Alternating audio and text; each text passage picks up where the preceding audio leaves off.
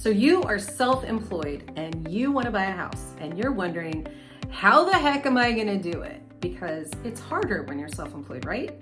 Well, it can be, but it also doesn't have to be. So this video, I'm going to talk to you about the various ways that you too can be a homeowner or an investor and buy more houses, even when you're self-employed. Hi, my name is Erika Slayton, a 30-year mortgage veteran, and we do mortgage loans in all states but New York. Sorry, New York. So being self-employed is awesome because it gives you the freedom of setting your own schedule, but also the stress of working a ton of hours, especially when you first start your business. And I know because we've got lots of family that own businesses. My sister owns several coffee shops. So how do you buy a house when you're self-employed? The first and quite frankly, easiest way is to provide tax returns, which shows your income. The problem is though, is that many times, and probably 9 out of 10 times that I get tax returns from self-employed people, they show losses. And therein lies the problem. When you write off everything under the sun and you're left with nothing at the end of the day on your tax returns, this is going to pose a problem getting a traditional mortgage loan. Now, you can be self-employed for 1 year if you're doing an FHA loan with 1 year of tax returns, as long as you have 2 years in the same line of work before you went self-employed. So that's a really great little hack because you don't have to be self-employed for the traditional 2 years. On conventional loans, on the other hand, and VA loans, they want to see 2 years of self-employment. And that's to establish some stability and history. Now, if you have 5 years of being self-employed, in many loan cases, mostly the conventional side of things, you can get away with your most recent tax return. I'm doing a loan right now for a gal, and she herself has been self-employed for almost 6 years. And because she has 5+ years being self-employed, we are only needing her 2024 tax return, the most recent year that she's filed. This really helps when we don't need as much documentation, and it just makes things easier on you. But generally, as a rule of thumb, go with 2 years tax returns. Provide those tax returns to your lender so that they can review them. Now, what happens if your tax returns don't look good for the last 2 years and it won't work traditionally? There are alternative loans, otherwise known as non-qualified mortgages, or non-QM for short. Non-qualified mortgages are a wonderful alternative for you self-employed individuals to be able to still buy a home. Now, I failed to mention earlier, the definition of a self-employed person is anyone who owns more than 25% of a business. So you own 25.01%, you're self-employed. So alternative non-QM loans for self-employed individuals take many forms. So we're going to talk about those different forms for you so that you can determine what fits you best, or at least you can talk it through with your loan officer, or give me a call because I'm happy to help you. So one of the more common non-qualified mortgage loans is called a bank statement loan. Now, this is where we take either your business bank statements or your personal bank statements. We add up the deposits. We take a certain percentage of that deposits off. That is for your expense factor. And then what we do is whatever's left, that is your income. Now, if you only own half of that business, for example, we are going to divide that income by 2 because you have somebody else that's going to make that money too. So a bank statement loan is a really great one because we can take those deposits and we can count it as your monthly income. Now, we can take business bank statements for these loans, or we can take personal bank statements for these loans. If you give us your personal bank statements, we can actually use usually 100% of your deposits, not transfers, but deposits. Now, that's a really important consideration because if you do pay yourself a salary or owner's draws on a regular basis, those deposits count 100% as your income. And we don't have to worry about all the other expenses associated with your business. So business bank statements for 12 to 24 months or personal bank statements for 12 to 24 months, but we can't do both. Now, if you're an owner of multiple businesses, we can take the multiple businesses bank statements and we can use all of it for your income. In other words, if you own 2 companies, let's say it's Blue Jay Company, we can take the deposits of Blue Jay Company, less those operating expense factors, which is usually 15 to 50%. And then we can take your, let's say, Sandbar Company, and we can take those expense factors off 15 to 50%, depending on your business type. And then we can use the leftover for both of your companies. I've done that before recently where I had a gentleman who was buying a home. He owned 2 companies and we got to count all of the income from the 2 companies, which helped him qualify for more. Another non-qualified mortgage option is called a profit and loss loan. A profit and loss loan means that basically what you're doing is drafting up a profit and loss statement for the most recent year, and sometimes year to date, mind you, but for the most recent year.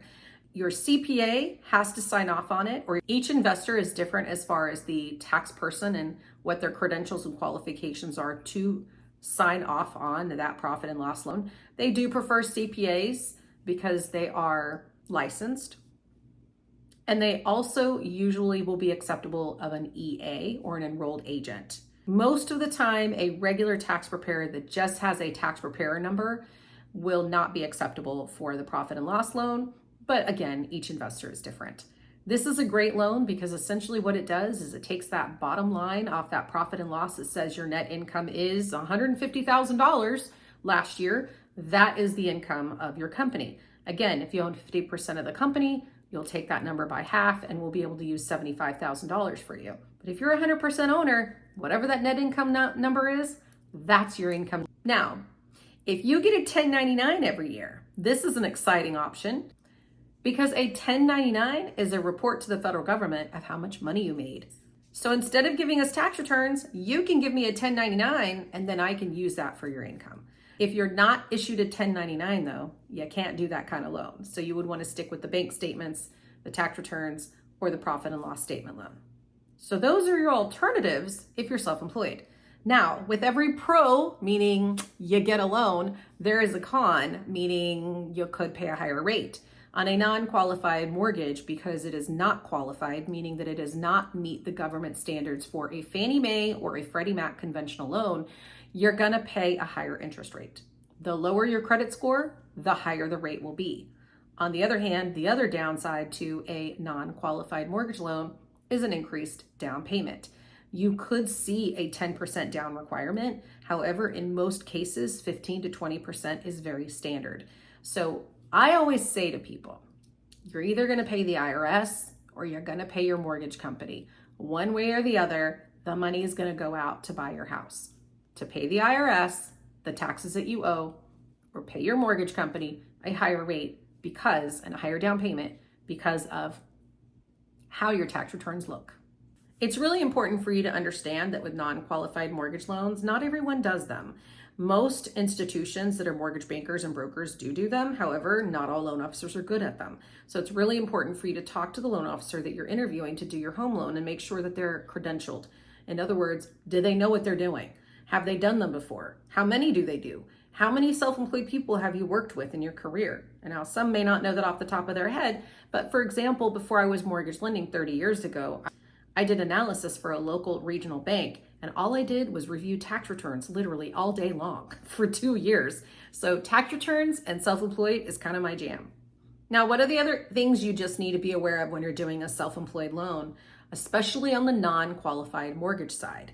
And that is that reserves are many times required. This means basically how much money do you have left in the bank after you close. So if you need $100,000 to close on your home loan, you may need 6 months of mortgage payments set aside in one of those bank accounts that you have after closing. So let's just say that your mortgage is going to be $2,500 a month. Well, take 2,500 times 6, and that's the amount of money you need to have in reserves. Leftover money in the bank, verifiable, after you spend that $100,000 to buy that next house. One of the requirements of doing a self-employed loan is to verify your duration of self-employment. So again, earlier I talked about how 1 year can be acceptable with an FHA loan. However, most loan programs require 2 years. There are a few investor exceptions, meaning that there are investors out there that don't require 2 years. You could be just shy of 2 years potentially, but every investor is different, and it does definitely take some digging to find the right investor that will make the loan work for you. What are some of the things that could hold you up from getting financing if you're self-employed? Well, if you're not in good standing with the state, if you're a corporation and your corporation shows inactive or didn't pay your franchise taxes if you're in Texas, for example, those can all be a mark against you on the state comptroller website. So please make sure that you're current on everything and you're good on your registration. Another thing that could hold you up from getting financing if you don't have verifiable rental history. Most investors want to see that you've been able to make a rent or housing payment. If you already own a home currently and are getting ready to sell it and go buy another one, not a big deal as long as you're current. But if you don't own or you don't rent somewhere and you're living rent free, it could definitely pose a problem. So a lot of times there's exceptions required to get that done. Now let's talk credit scores, because when you're self-employed, let's face it, sometimes you're going to have things that are in your personal name that are business expenses. And so credit scores could be affected because maybe you have a big fat credit card that you owe a lot of balance on because you use it for your working capital line of credit or something, or you buy supplies or you buy materials on a credit card that's not a business credit card because it's personally guaranteed by you or it's in your name. Well, it could pose a problem with your credit scores. And by the way, I have lots of videos on my channel about credit reports and credit scores because I do a video series every Wednesday called Coffee and Credit. So be sure to subscribe if you haven't already. The bottom line when it comes to credit scores on these types of deals is normally non-qualified mortgages are expected to have at least a 660. And if you have a 660, it's going to be the highest interest rate with the largest down payment requirement. So the bottom line is get those scores up. And if you need help with that, please reach out because I'm happy to put you on a credit plan to get a plan in place so that you can get the best terms for your home loan. Thanks so much for watching. Please share, like, and follow for more because I love educating you as a prospective home buyer.